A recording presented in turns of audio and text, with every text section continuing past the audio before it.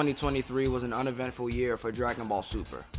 Back in 2022, we received a new arc in the form of a movie, Dragon Ball Super Superhero.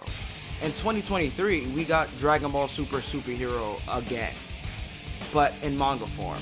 No one wanted this, but here it is. Really, the only good thing to come out of this is Superhero finally sharing continuities with both the Moro and Granola the Survivor sagas. Because of this, I am now able to compare Beast Gohan and Orange Piccolo to the likes of Ultra Ego Vegeta and Gas, the then strongest in the universe. Stay tuned to see the results.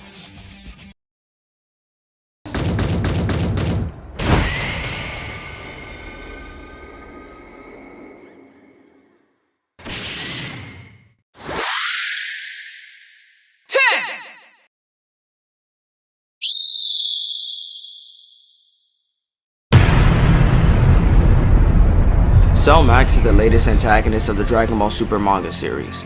He's based off of the blueprints of the original Cell. That means Cell Max possesses the cells of all of the Z fighters. Unfortunately, he's far too stupid to utilize them in any meaningful way. Wielding godly levels of power, Cell Max was able to smash through the Z fighters with ease. The Gammas that were previously compared to Goku and Vegeta in terms of power were completely helpless against his might. While Gamma 2 did heavily damage Cell Max, he immediately died after his sacrificial maneuver failed to end him. Even Orange Piccolo was getting his cheeks clapped. 9!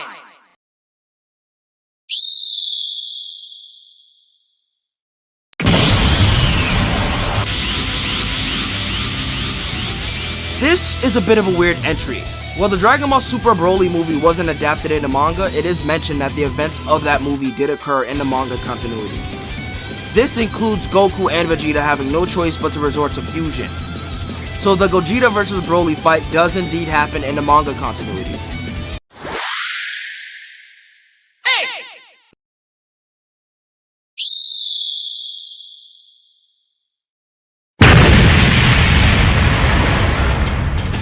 Jiren is confirmed to be far more powerful than his God of Destruction Belmon. Many have tried to defeat Jiren throughout the tournament. Fighters capable of destroying the universe several times over join together and still end up getting folded. Unlike previous antagonists who often reach higher levels of power to serve a greater challenge to the Z fighters, Jiren was an unstoppable force from the start. He was powerful enough to keep up and fight equally with Ultra Instinct Goku, eventually outlasting the Ultra Instinct transformation, besting Goku at his highest level.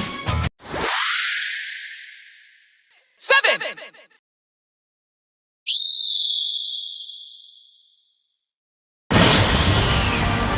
While the Dragon Ball Super Broly wasn't adapted in the manga, it is mentioned that the events of that movie did occur in the manga continuity. While the two continuities differ greatly in power, this is still a post-tournament of power Goku and Vegeta fusing into Gogeta. Jiren stands no chance. 6!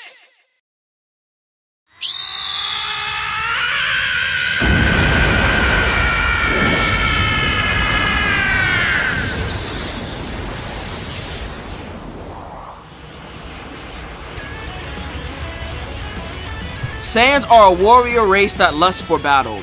Both Goku and Vegeta are battle-thirsty maniacs looking for stronger opponents to test their might against in order to improve their strength as well as each other's. Gohan is a different kind of beast. You would think that a human Saiyan hybrid like Gohan would be weaker than a full-blooded Saiyan due to having diluted Saiyan blood. That couldn't be farther from the truth. Hybrid Saiyan warriors are stated to have a far greater battle power potential than your average full-blooded Saiyan. Gohan surpasses Goku multiple times throughout the run of Dragon Ball Z. This is usually due to his emotions fluctuating his power. Once he calms down, his power drops down to normal. This would later manifest into him becoming a Super Saiyan 2, surpassing the entire main cast of Dragon Ball Z in that point in time. This includes Goku. After the fight against Cell, living a peaceful life makes Gohan a bit weaker. He surpasses Goku again after having his potential unleashed. However, he loses the ability to even access Super Saiyan 2, and questions if he can even access Super Saiyan after neglecting his training yet again. At that point, he had no choice but to train. His potential unleashed state reached Super Saiyan Blue level during the Tournament of Power, and surpassed that when re-accessing his ultimate form in Dragon Ball Super Superhero. After witnessing Piccolo's supposed death by the hands of Cell Max, Gohan's anger breaks through the limits of his already maximum power, allowing him to power up and transcend into Beast Gohan. By breaking through the limits of his awakened potential, Gohan's rage was able to ascend into a new frontier of power. 5!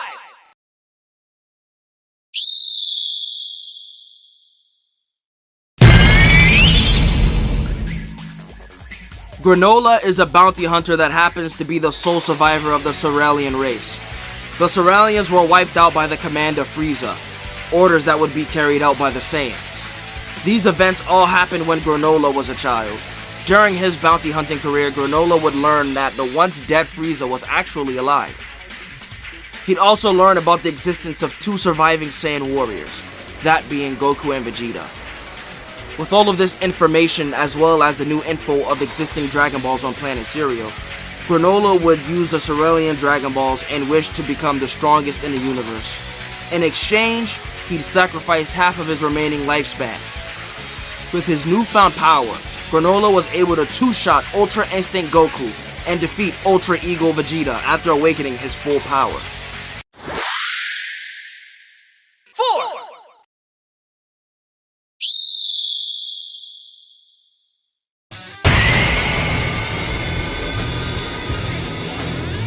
Vegeta has improved a lot since the Tournament of Power. He's learned a few new tricks as well as a new transformation. After his first fight against the energy-consuming Moro, Vegeta ventures off to planet Yardrat for special training. Vegeta would spend time meditating, creating a stronger balance between his body and spirit, which made him far more powerful than before. He also learned a technique known as Force Spirit Fission. After inflicting damage against an opponent, he can steal their energy from their body and manipulate it. It's the antithesis of the Spirit Bomb. His final lesson from the Yardrats was a rushed one. Due to the emergency of Goku losing to Moro, Vegeta was eager to make it back to Earth immediately. In order to do that, he had to learn instant transmission. Later, he trains with Beerus and learns how to use Hakai. In order to masterfully use Hakai, Vegeta had to break his limits. The limitations Vegeta had to break wasn't necessarily a physical one, but a mental one. Vegeta was being held back by the guilt he felt for his past actions, despite atoning for them. Vegeta learns that a god of destruction can't feel guilt for killing others. It's their nature to destroy, and the purpose they serve in the universe. What Vegeta needed was a destroyer's mindset. After achieving that, Vegeta manages to tap into the power of Ultra Ego. Ultra Ego not only grants Vegeta masterful usage of Hakai, but the damage he receives in battle actively makes him stronger. During Vegeta's fight against Gas, he surpasses Granola's full power. 3!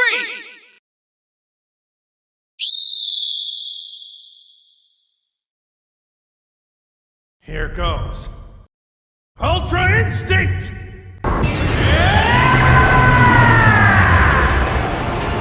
After tapping into the perfected version of Ultra Instinct against Jiren, Goku had been unable to tap into that power at will.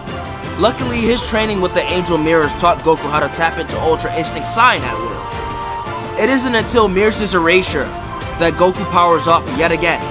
Instead of using his anger to fuel his power, he uses his rage to fuel his resolve. His new resolve is so absolute, he was able to keep a calm state of mind, maintaining complete control over his emotions. Goku knew what had to be done. Moro had to be stopped, and he was the only one that could do it. So, he was going to do it by finally mastering the ability to transform into his perfected Ultra Instinct form at will. By doing this, he gains this new ability to create a giant avatar of himself, a spiritual manifestation of his fighting spirit. Not only that, but his time limit in the transformation seems to not be a thing anymore. He's free to use his form as long as he needs to. A lot of people say this form doesn't make sense, but it does. Weirder shit has been done in the series.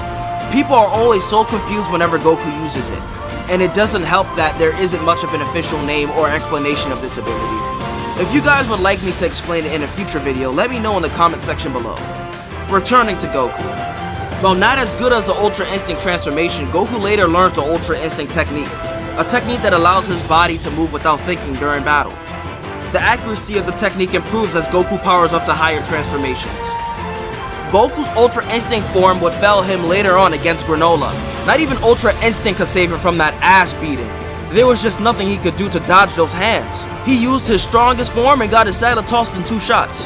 Granola was just blatantly stronger and faster than Ultra Instinct Goku. In fact, Goku becomes one of the weakest fighters of the arc once Gas pulls up. Vegeta had to tell him to do something about his energy because it was exactly the same as when Granola spanked him earlier. Goku realizes that he can't use perfected Ultra Instinct properly because of his animosity towards Gas.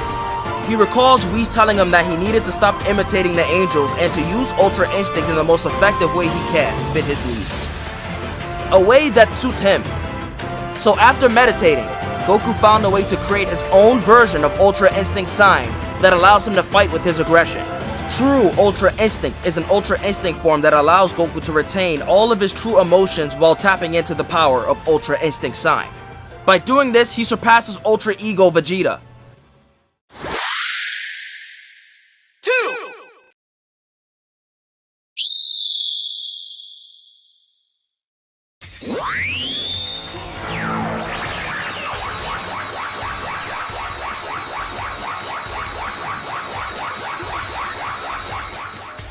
Gas becomes the strongest in the universe after his brother Elec wishes for it to be so using the Cerealian Dragon Balls. Because the wish was made after Granola's wish, Gas became the #1 strongest, surpassing Granola. If becoming the strongest wasn't enough, Gas has his hidden reserves of power unleashed after Elec removes his mind restraint. Gas and his siblings wear restraints in the form of bone necklaces around their bodies to restrain their instincts. Gas cannot control his instincts, so when the restraints are removed, he becomes a berserker. The moment Gas was able to get his hands on Granola, he manhandled the fuck out of him.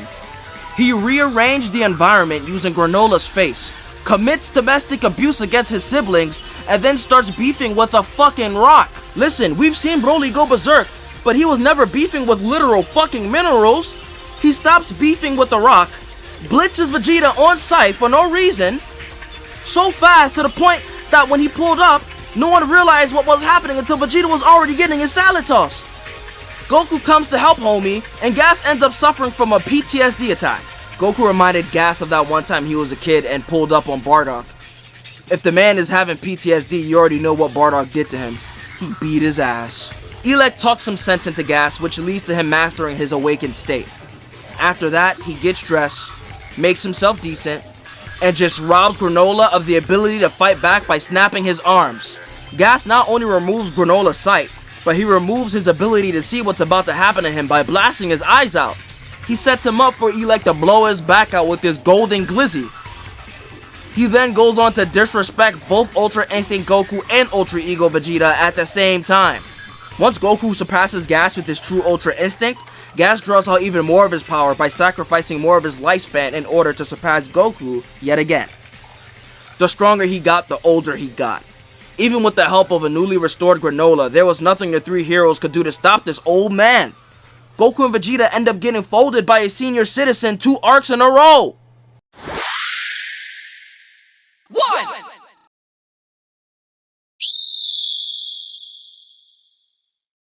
Both Granola and Gas wish to be the strongest in the universe. The wish sacrificed their lifespans in exchange for a greater power that surpassed any and all living mortals within Universe 7. Remember this, Saiyans? Like you, I continue to grow more powerful with each passing moment.